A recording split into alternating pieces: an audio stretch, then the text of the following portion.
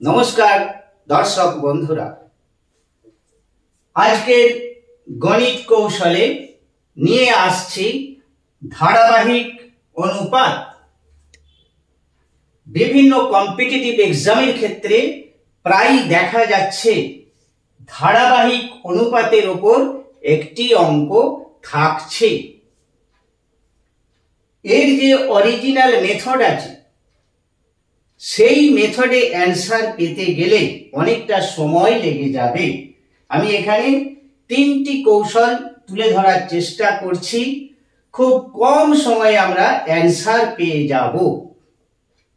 যদি এমন থাকে a অনুপাত b is equal to 4:7, b অনুপাত c is equal to 5:6, তাহলে a অনুপাত b অনুপাত c is equal to কত? খুব চেনা অঙ্ক। এই ধরনের থাকে, হয়তো সংখ্যাগুলি আলাদা থাকতে পারে, কিন্তু কৌশলটা সেই একই হবে। আমরা কি করব, প্রথমে লিখে নেব a is to b is to c, আমরা লিখে নেব। এবার a অনুপাত b কত আছে? 4:7 আছে, 4:7। আর b is to c কত আছে? 5:6 আছে, 5:6 লিখে দিলাম। এবার এখানে একটি দাগ টেনে দিলাম। এবার কি করব, এই যে মাঝের ফিগারটা b অংশটা একটি সংখ্যাতে পরিণত করব। এটা আছে 7, এটা আছে 5। একই সংখ্যা বানাতে গেলে, তৈরি করতে গেলে এই 7কে আমরা 5 দিয়ে 5 দিয়ে গুণ করতে পারি, 35 হলো। আর এটাকে আমরা 7 দিয়ে গুণ করতে পারি, দুটোই 35 হয়ে গেছে, 35 এসে গেছে। এইবার a অনুপাত b, এই b অংশটাকে 5 দিয়ে গুণ করেছি, এটাকেও 5 দিয়ে গুণ করতে হবে, এটা নিয়ম। আমরা যদি দুটোকেই একই সংখ্যা দিয়ে গুণ করি তাহলে অনুপাতের মানের কোনো পরিবর্তন হয় না, এটা তো আমরা জানি। তাহলে এখানে 5 দিয়ে গুণ করেছি, এখানে 5 দিয়ে গুণ করব। এটাকে 7 দিয়ে গুণ করেছি, এটাকেও 7 দিয়ে গুণ করব। তাহলে কত দাঁড়াচ্ছে? 20, 20, 35 আর এটা 42। আমরা অ্যান্সার পেয়ে গেছি। এটা হলো আমাদের অ্যান্সার। এইবারে যদি দেখা যায় এটাকে আরো লঘিষ্ঠ আকারে পরিণত করা যাচ্ছে, সেক্ষেত্রে আরো ছোট করে দেওয়া যেতে পারে। এটা গেল 1 নাম্বার কৌশল। এবার আসছি 2 নাম্বার কৌশলে, সেটি আরো সহজ। a অনুপাত b 4:7, তাহলে 4:7 লিখলাম। আর আরেকটা অনুপাত হচ্ছে 5:6, দাগ দিয়ে দিলাম।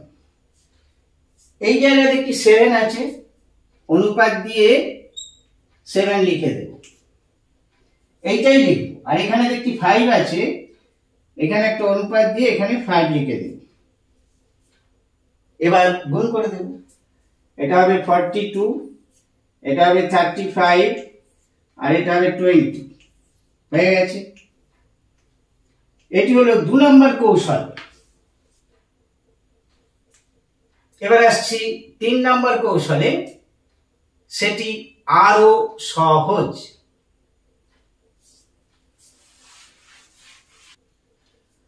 আমরা কি করব, অনুপাত দুটিকে উপর নিচে লিখে নেব। 4:7 আর একটা হচ্ছে 5:6, 5:6 দুটোকে লিখে নিলাম। এইবারে কি করব, এইভাবে একটি দাগ দিয়ে দেব, এইভাবে একটি দাগ দিয়ে দেব। এখানে একটি আরো দিলাম, এখানে একটি অ্যারো দিলাম, এখানে একটি অ্যারো দিলাম।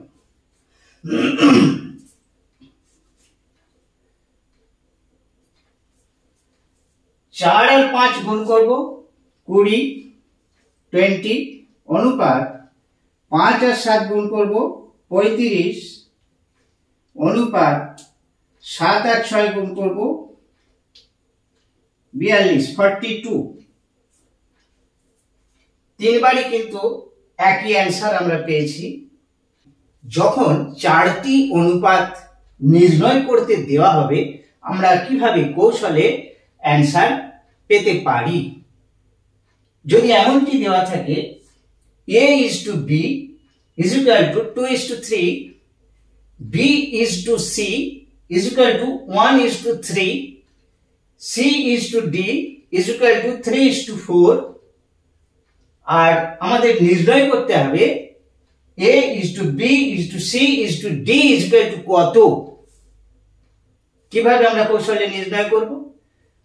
এর আগে যে তিনটি কৌশল দেখালাম ওই পদ্ধতিতে যাওয়ার দরকার নেই, হয়তো হবেও না, সব ট্রিক্সগুলি অ্যাপ্লাই করা যাবে না। এখানে খুব সুন্দর একটি কৌশল রয়েছে এই চারটি অনুপাত নির্ণয় করার ক্ষেত্রে।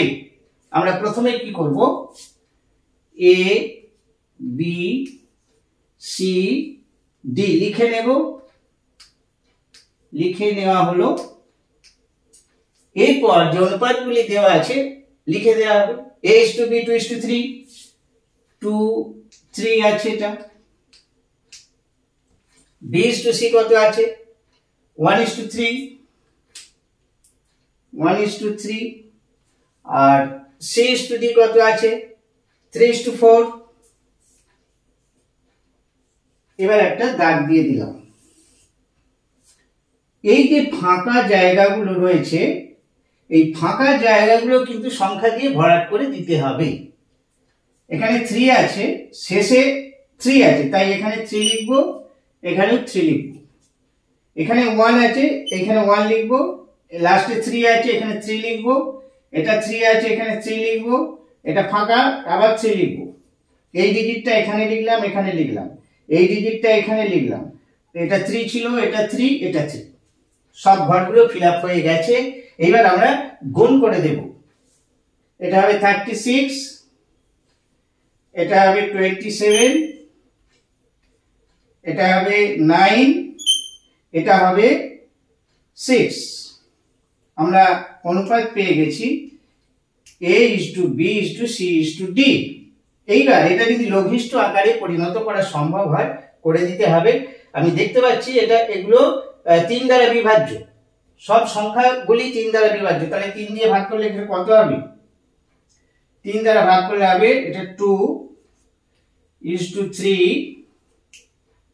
is to 9 9 12 12 হবে। এইটা হবে অ্যান্সার, লঘিষ্ঠ আকার করে দেওয়া হলো। এইটা হবে answer. 2 is to 3 is to 9 is to 12 লঘিষ্ঠ আকার করে দেওয়া হলো। খুব সোজা নিয়ম। এই ছিল আজকের বিষয়। আবার পরবর্তী কোনো গণিত কৌশল নিয়ে শীঘ্র আসছি।